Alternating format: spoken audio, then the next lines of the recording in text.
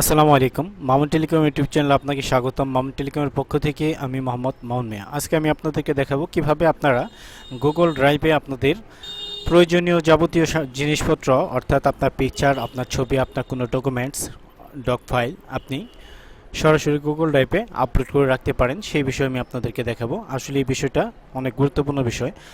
So আপনার অবশ্যই আমার রিকোয়েস্ট থাকবে ভিডিওটা অবশ্যই শুরু থেকে শেষ পর্যন্ত দেখবেন। শুরু থেকে শেষ পর্যন্ত দেখলে আপনারা কীভাবে গুগল ড্রাইভে আপনারা ফাইল আপলোড করে রাখতে পারবেন সেই বিষয়ে আপনারা বিস্তারিত জানতে পারবেন। সো এর জন্য প্রথমে আপনাকে কী করতে হবে, যে কোনো একটি ব্রাউজার ওপেন করে নিতে হবে। সো আমার এখান থেকে একটি ব্রাউজার ওপেন করে নিলাম এবং এখানে গিয়ে আপনি সরাসরি লিখবেন গুগল ড্রাইভ।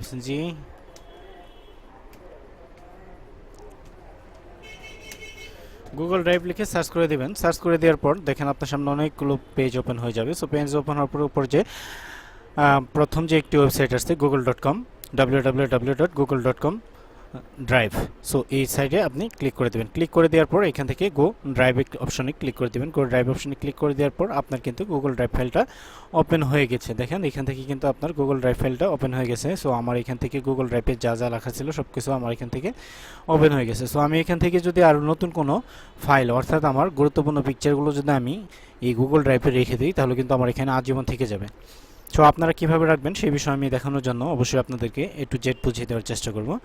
সো এখন আপনাদেরকে দেখাবো আমি কোন ফাইলগুলো গুগল ড্রাইভে আপলোড করতে চাচ্ছি। সো এইখানে দেখেন কিছু আমার পিকচার আছে, যে পিকচারগুলো আমার খুব প্রয়োজনীয় সেই পিকচারগুলোকে আমি অবশ্যই এইখান থেকে গুগল ড্রাইভে আপলোড করে দেবো।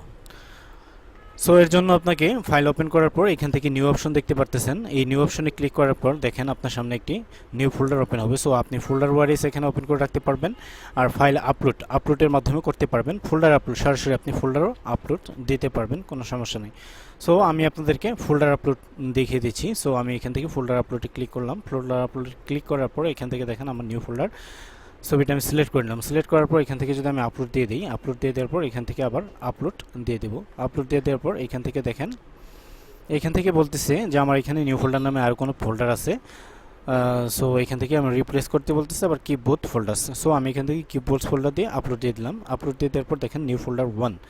সো এখান থেকে আসছে, একটু ওয়েট করতে হবে, আমাদের এখানে কিন্তু ফোল্ডারগুলো ওপেন হচ্ছে।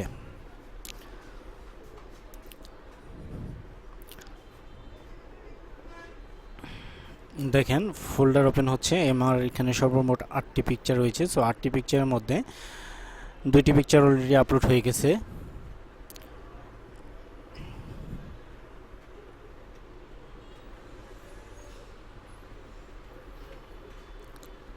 তিনটি পিকচার আপলোড হচ্ছে। তো আপনারা ঠিক এইভাবেই আপলোড দিয়ে দিবেন। আপলোড দিয়ে দিলে মনে রাখবেন এটি আপনার জিমেইল অ্যাকাউন্ট যদি থাকে, আপনার জিমেইল আইডি পাসওয়ার্ড যদি মনে থাকে তাহলে এই ফাইলগুলো আপনারা আজীবন ব্যবহার করতে পারবেন, কোনো সমস্যা নেই। কারণ আপনার প্রয়োজনীয় জিনিসপত্র অর্থাৎ প্রয়োজনীয় কাগজপত্র যদি থেকে থাকে এখানে আপনি আপলোড দিতে পারবেন, ভিডিও আপলোড দিতে পারবেন। এছাড়াও আপনার যা যা প্রয়োজন সব এই জায়গায় আপলোড দিয়ে আপনি রাখতে পারবেন, কোনো সমস্যা নাই।